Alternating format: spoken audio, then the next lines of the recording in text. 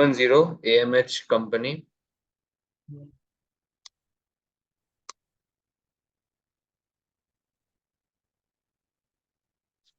Calculate weighted average cost of capital.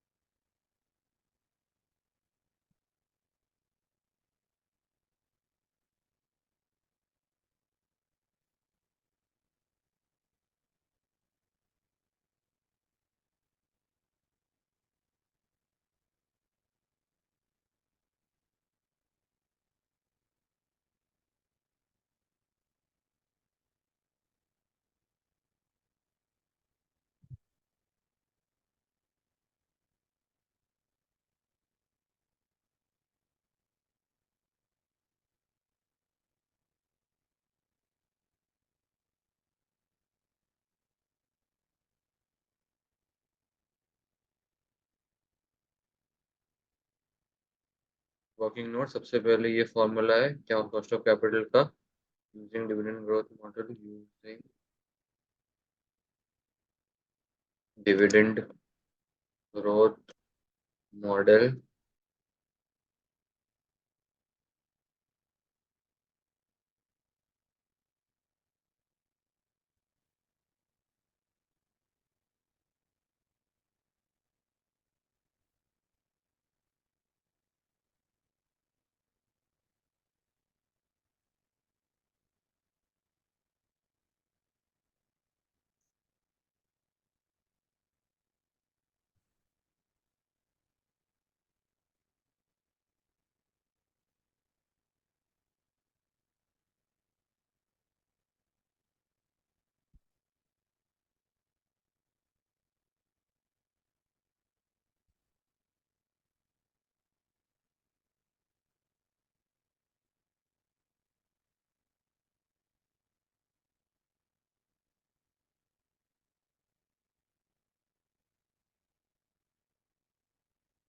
Dividend of year.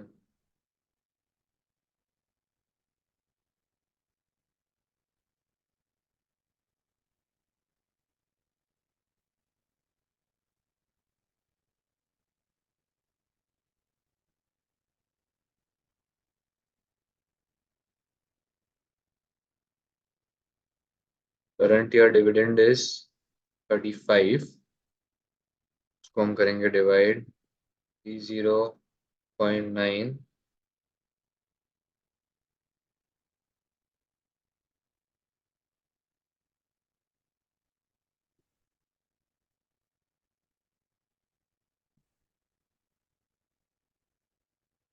हाँ, यहाँ पे जो मैंने फॉर्मूला लिखा होगा रेस टू रूट नहीं आएगा, 1/2 नहीं आएगा, रेस टू 1/n आएगा। n आएगा गाइस यहाँ पे, ठीक है।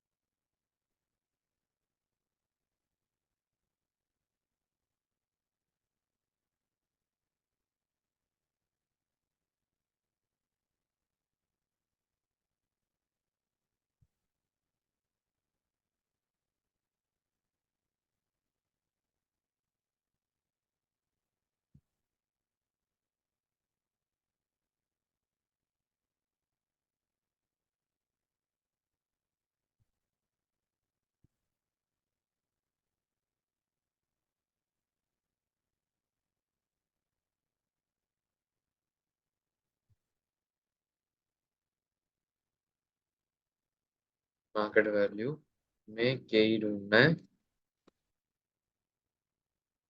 यहाँ पे। सो ग्रोथ हमें यहाँ से ये मिल जाएगी, देन हमें डिविडेंड करंट ईयर का विच इज 35 सेंट्स होगा वो, 100% सेंट्स है तो 0.35। और मार्केट वैल्यू हमें यहाँ पे कहीं पे दी होगी, हम फाइंड आउट कर भी सकते हैं। सब तो बैलेंस शीट के बारे में दिया गया है।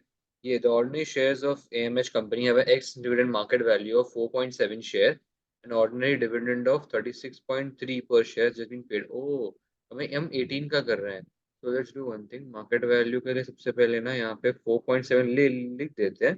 करंट डिविडेंड जो पे हुआ है वो हुआ है 0.363 सेंट्स। तो यहाँ पर ना, यहाँ पर आएगा 36.3 एंड रेस टू 4 आएगा, हम 18 का निकाल रहे हैं।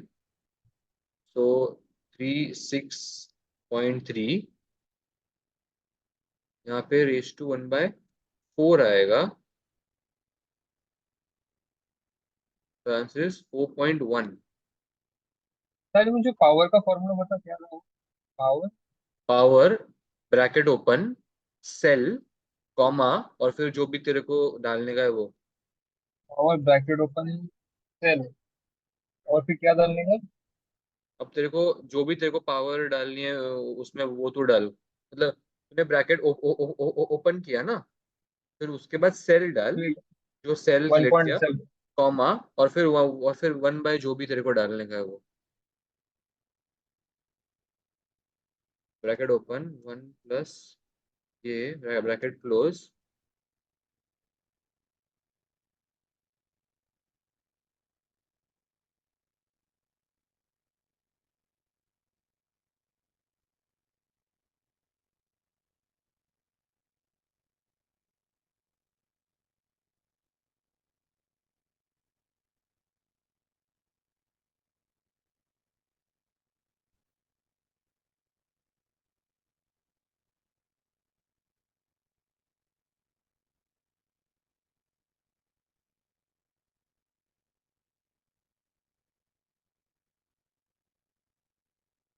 कहता है प्रेफरेंस डिविडेंड, जिनका एक्स डिविडेंड मार्केट प्राइस है 0.4।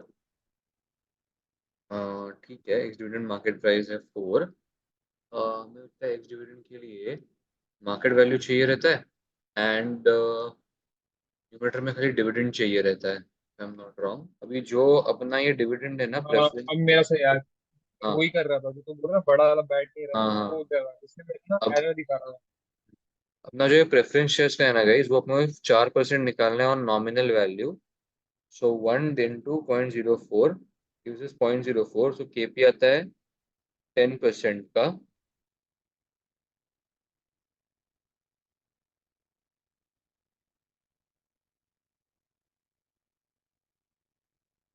Last third step is KD. KD के लिए गाइस ऑब्वियसली हमें आईआरआर का फॉर्मूला यूज करना है। We have to use the IRR formula wherein to use the IRR formula wherein we need to find out two NPVs, and for that we would require two discounting rates.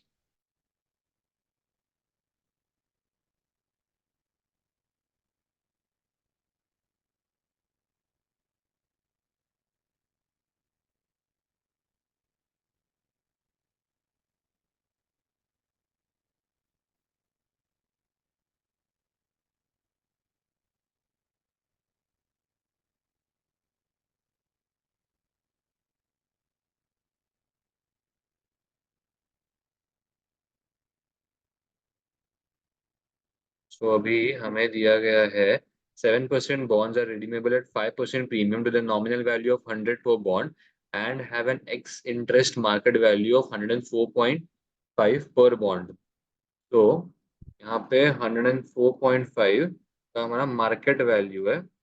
हम जो redeem करेंगे 105 पे interest,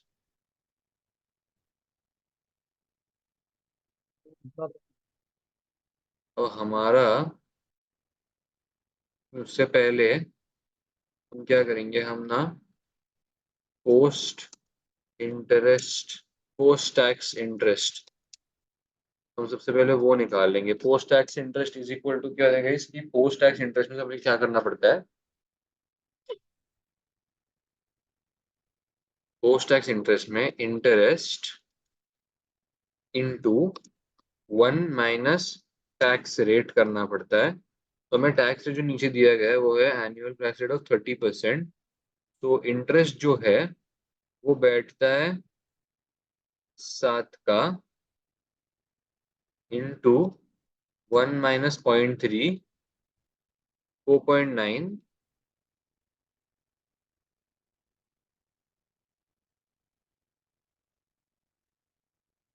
discounting and annuity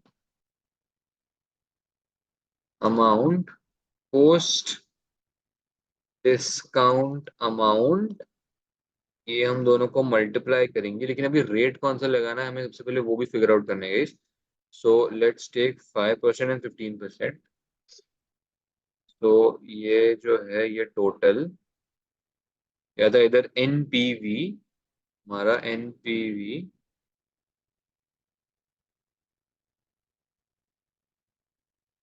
और हाँ भाई तो ये market value negative में होता है।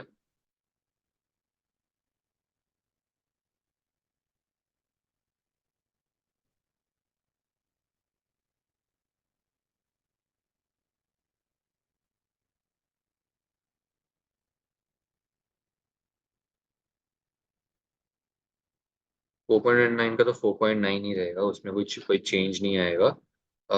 अभी खाली लास्ट में देखना है।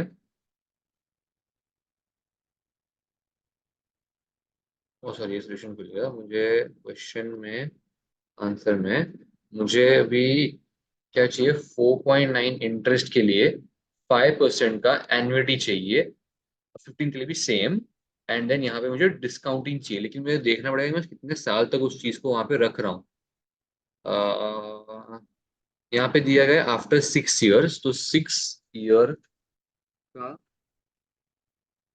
Annuity for 5% and 15%। 5% 6 इयर्स, 5.076 आता है। 5.076 फाइव फाइव के लिए, और 15 के लिए जो 6 ईयर 15 इयर्स आता है वो है 3.784। यहाँ पे 5% के लिए 6 ईयर इज 0.746, और यहाँ पे वो सेम चीज के लिए है 0.497। वैसे तो दोनों नेगेटिव में है, बट कोई दिक्कत वाली बात नहीं है। दोनों नेगेटिव में होंगे फिर भी आंसर हमारा करेक्ट आता है। और एक मिनट, ये वाला मैंने 3.784 है यार, 3.784, हाँ ये ज्यादा नेगेटिव से आया था। So let's now let's use IRR. तो आईआरआर का formula is lower interest rate plus bracket open NPV, NPVL divide by NPVL minus NPVH into H minus L. तो मैं आईआरआर, ओके अभी आईआरआर के लिए नहीं, सबसे पहले हम जाते हैं एनपीवीएल। यार ये ना एक फॉर्मेट डिसाइडेड है तो उसी फॉर्मेट में जाऊंगा मैं, H then NPV PV H.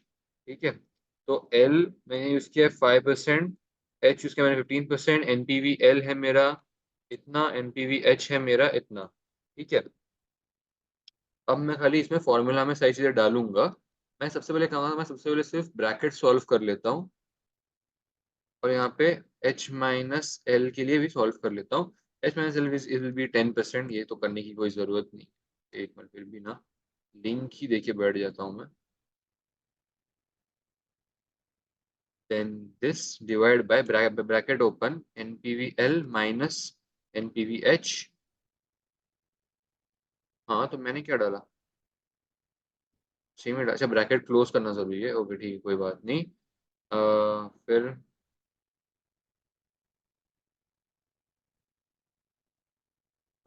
थोड़ा ज्यादा। ठीक है।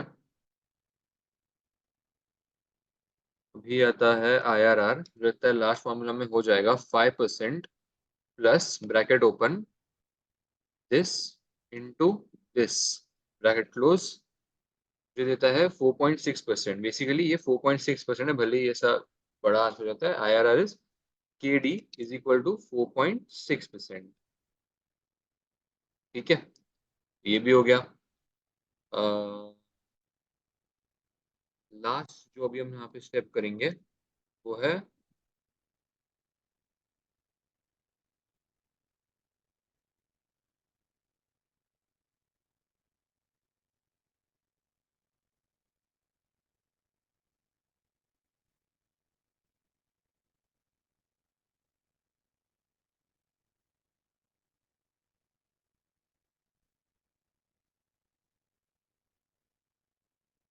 KB। Last step is finding KB। KB का वैसे तो हमें दिया गया है, लेकिन bank loan has a variable interest rate that has an average 4% per year in recent years. तो इंटरेस्ट रेट इज 4%, लेकिन पोस्ट टैक्स इंटरेस्ट रेट हमें हमेशा लगता है। फॉर्मूला मैं ऊपर से ही यहाँ पे कॉपी पेस्ट कर देता हूँ। मैंने यहाँ पे लिखा, तो 4% into bracket open 1 minus 0.3 bracket close, तो के बी इज इक्वल टू 2.8%। ठीक है guys? ये हो गया हमारा के बी। हमें लास्ट स्टेप करना है, हमें सारे के सारे जो है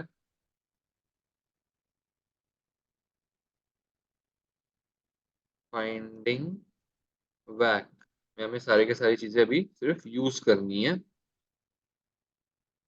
तो equity preference, bonds and bank loan. वैसे तो मुझे यहाँ पे चाहिए था, हाँ। अभी हमें जो ढूंढना है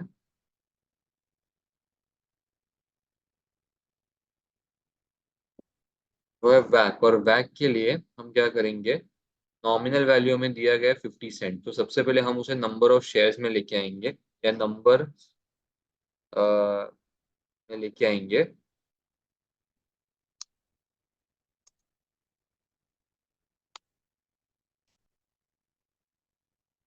number of shares slash bonds.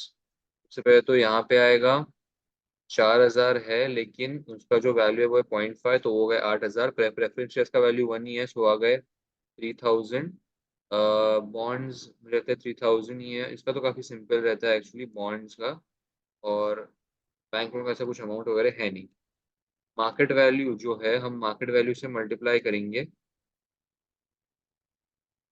ठीक है, मार्केट वैल्यू यहाँ पे थी 4.6।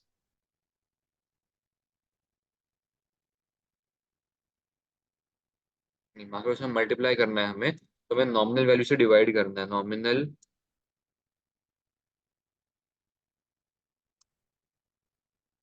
नॉमिनल वैल्यू में यहाँ पे दिया हुआ होगा, नॉमिनल वैल्यू इज 1। यहाँ पे नॉमिनल वैल्यू 0.5 सेंट्स था।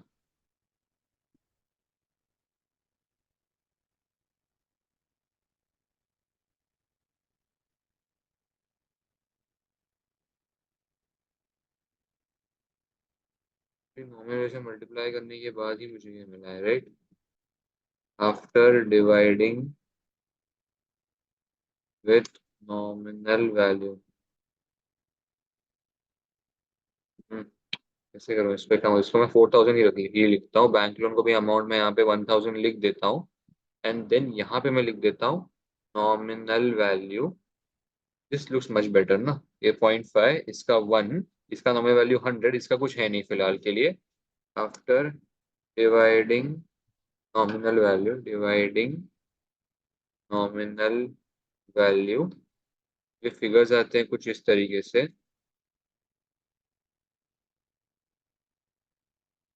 मार्केट वैल्यू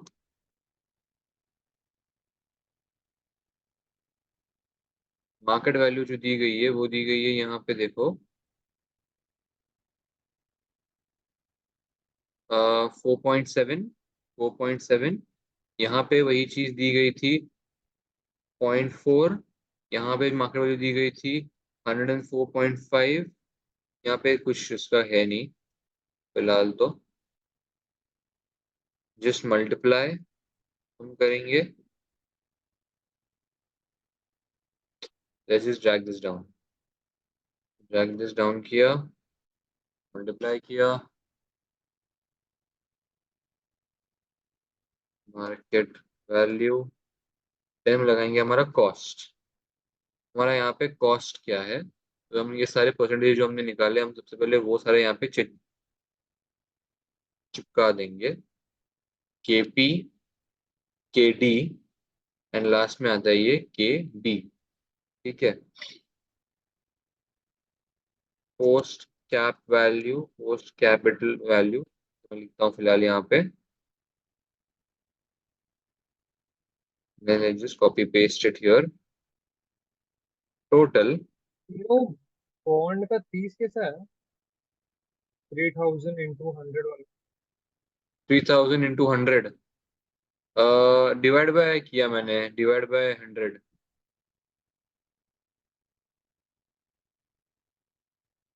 तो वैक मुझे मिला है 11.113%।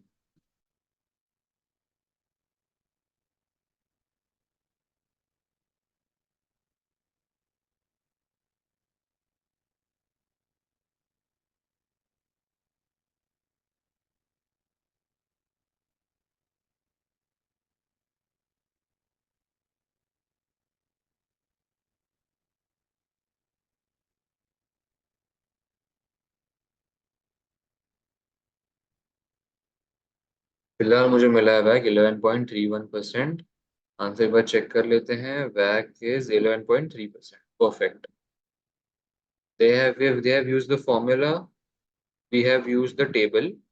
मैं यूजुअली टेबल यूज करता हूँ guys, वो लोग फॉर्मूला यूज करते हैं विच इज ऑल्सो करेक्ट। दोनों करेक्ट। तो बस एक बता, तूने बॉन्ड को डिवाइड क्यों किया? मुझे एक बात बता, तेरे को नहीं मतलब एक्चुअली वो है ना फॉर्मूला है रे बॉन्ड का क्या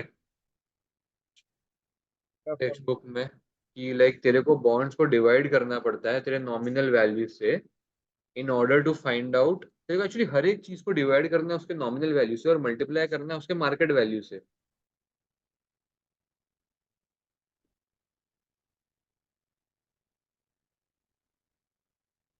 देखो सुन ना, इसमें दोनों एनपीवी नेगेटिव आया है क्या? हाँ मैंने दोनों एनपीवी नेगेटिव ही निकाले, लेकिन मैंने 15 और मैंने 5 और 15 लिया। तूने कौन से लिए थे रेट्स? मैंने 5 और 10 लिया था।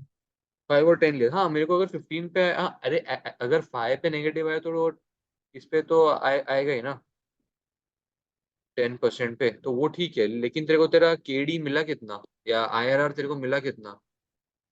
नहीं, वो मैं डाउट में आ गया ना कि भाई वो गलत तो नहीं है मेरा, नहीं क्योंकि नहीं, एक दोनों पॉजिटिव नेगेटिव एक ठीक नेगेटिव। है। दोनों नेगेटिव ठीक है क्योंकि देख वो एडजस्ट हो जाता है। और ऊपर से मेरे को वाली आदत है वो आईआरआर इसमें निकालने की, तो एक्चुअली में थोड़ा बुक तो पे ना। टाइम कंज्यूमिंग है। नहीं तो कुछ नहीं, तेरे को बुक है में। ना ऐसा खाली फॉर्मूला लिख देने का। देख अभी जितना तो टाइम ले सकता है ना ले ले, ऐसी कोई दिक्कत वाली बात नहीं है उसमें, ठीक है ना।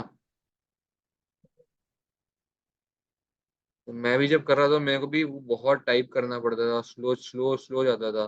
बट अभी कैसे, अभी कर लिया तो लगता है कि हाँ चलो यार हो सकता है। हाँ, अभी वो प्रैक्टिस से हैबिट बन गई रही है। हाँ क्योंकि हमारा वैक पूरा और तूने कॉस्ट कैसे निकाला? Like market value upon cost, ऐसा है क्या आफ्टर डिविडेंड? इनटू तेरे को खाली मार्केट वैल्यू करना है, तेरे को हर चीज को मार्केट वैल्यू से नहीं नहीं, मल्टीप्लाई करना है। वो पोस्ट मार्केट वैल्यू नहीं, उसके बाजू में कॉस्ट का जो परसेंटेज निकाला ना, वो पूछ रहा है। हाँ अब एक्चुअली वो जैसे number of shares can just shift this if we can.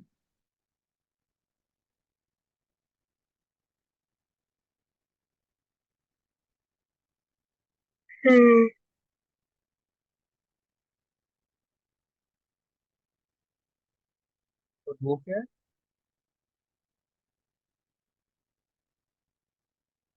Post value of bonds. ये एक्चुअली पता नहीं, इसको हर एक हेडिंग को नाम देना पड़ता है ना, तो बहुत प्रॉब्लम होता है। लेकिन मुझे लगता है अगर वैक्स सही आ गया तो वो शायद उतना चेक नहीं करेंगे कि हेडिंग को नाम क्या दिया वगैरह वगैरह। बस वैक्स से ही आना चाहिए।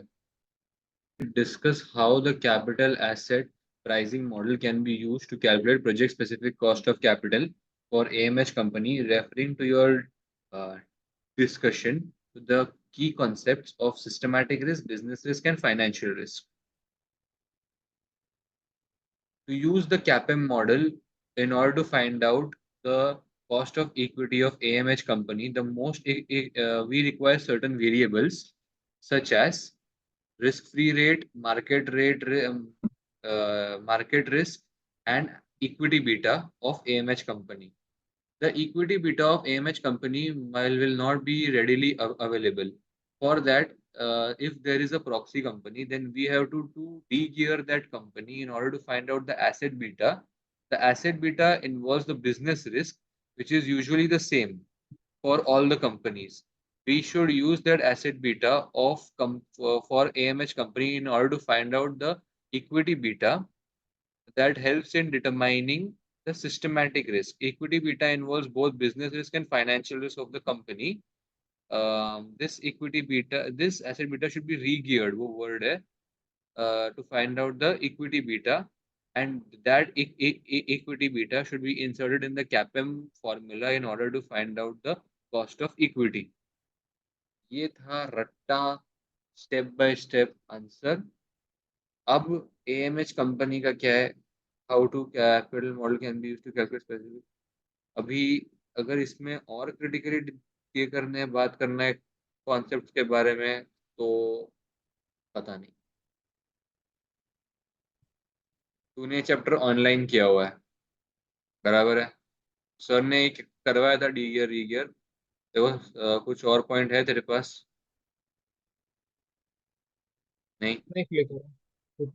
The CAPM, Capital Asset Pricing Model, assumes that investor holds diversified portfolios so that unsystematic risk can be diversified away.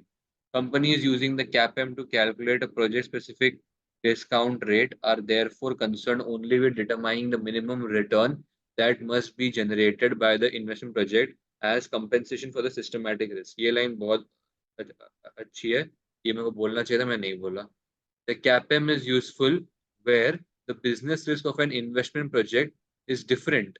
CAPM is useful where the business risk of the investment project is different from the business risk of the investment company's existing business operations. In such a situation, only one or more proxy companies are identified.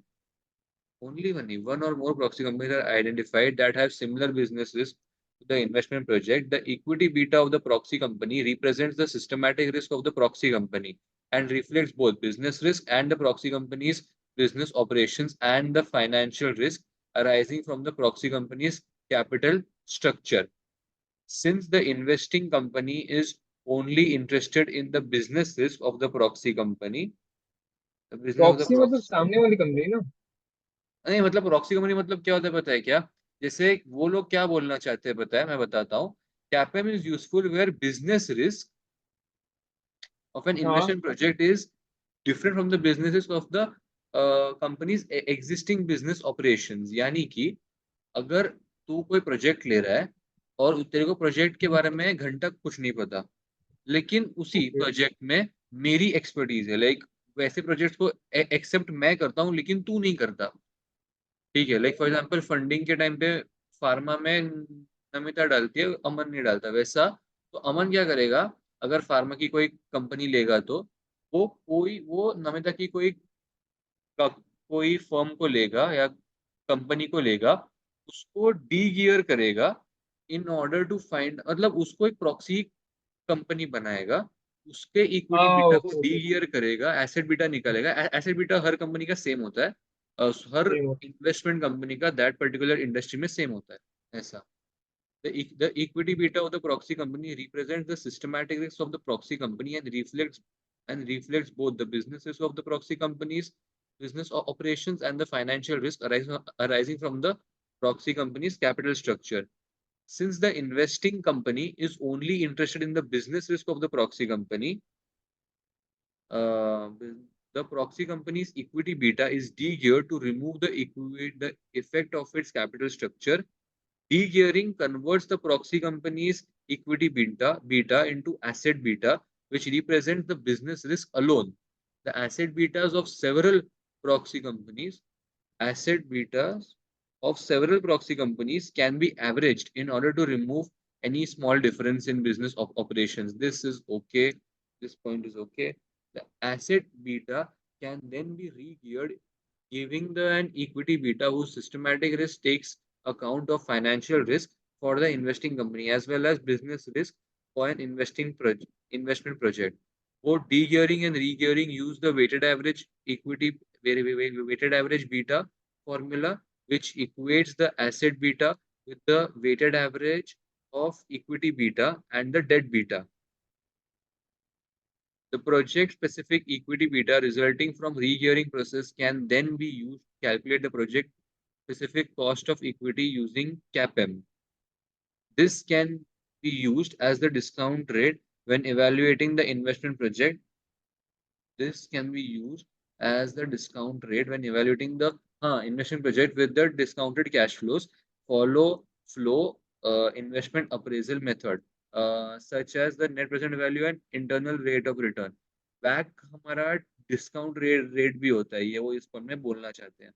Alternatively, project specific cost of equity can be used in calculating the project specific weighted average cost of capital, which can also be used in the discounted cash flow evaluation.